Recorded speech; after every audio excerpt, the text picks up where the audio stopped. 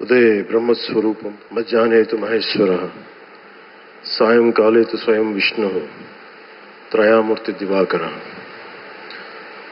ముందుగా సూర్య భగవానునికి నమస్సమాంజలు తెలియజేస్తూ యోగ విద్యను అందించిన ఆదియోగి పరమశివునికి, ఆ మహాయోగ విద్యని మనకి పతంజలి మహర్షి యోగశాస్త్ర రూపంలో అందించారు. వారిరువురి పాదపద్మములకు నమస్కారాలు. మన యోగ విశిష్టతను, గొప్పదనాన్ని ఋగ్వేదంలో ఉన్న మహానుభావులు తెలియజేస్తే దానిని ప్రపంచవ్యాపితం చేసిన దార్శనికులు మాత్రం గౌరవ ప్రధానమంత్రి శ్రీ నరేంద్ర మోదీ గారు. భారతీయ సనాతన ధర్మం తాలూకు విశిష్టతను యోగా ద్వారా విశ్వవ్యాపితం చేసిన ఘనత ఆయన సొంతం. యోగా సాధకులు ఎంతటి దృఢచిత్తాన్ని కలిగి ఉంటారు, ఒత్తిడి జయించి సంకల్ప సాధకులుగా ఎలా నిలబడతారన్న దానికి కూడా మన గౌరవ ప్రధాని శ్రీ మోదీజీ గారు నిలువెత్తు ఉదాహరణ. ప్రపంచ యోగా దినోత్సవం యావత్ భారతవానికి, భారతీయులకి దక్కిన గౌరవం. సరిగ్గా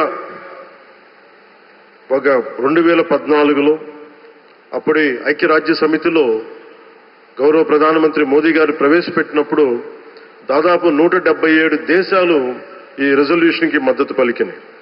ఇంతమంది మద్దతుని కూడగట్టగలిగి ఈ రోజున మనకి 2015 నుంచి యోగా దినోత్సవం ప్రారంభమైంది. ఈ రోజున గౌరవ ప్రధానమంత్రి మోదీజీ గారి పిలుపు మేరకు మనం మొదట విశాఖ 11వ యోగా దినోత్సవ సంబరాలకు వేదిక అయింది. శ్రీ మోదీజీ గారి సమక్షంలో గౌరవ ముఖ్యమంత్రి వర్యులు శ్రీ చంద్రబాబు నాయుడు గారి కృషితో ప్రపంచ రికార్డుకు వేదికగా నిలిచింది.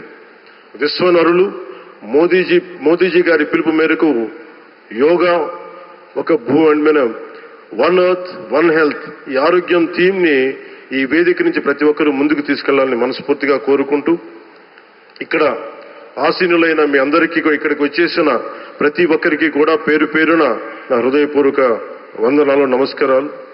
అలాగే గౌరవనీయులైన గవర్నర్ గారి శ్రీ అబ్దుల్ నజీర్ జీ గారికి, గౌరవ ముఖ్యమంత్రి శ్రీ నారా చంద్రబాబు నాయుడు గారికి, civil aviation minister Kinjarapu Rammohan Naidu గారికి, అలాగే మనకి AYUSH minister of state independent charge Shri Prataprao Jadhav గారికి, అలాగే వేదిక పైన ఉన్న ప్రతి ఒక్కరికి, గౌరవ కేంద్ర మంత్రివర్యులకి, రాష్ట్ర మంత్రివర్యులకి, ప్రతి ఒక్కరికి పేరు పేరున ధన్యవాదాలు తెలియజేసుకుంటూ సెలవు తీసుకున్నాను. జై భారత్, జై హింద్.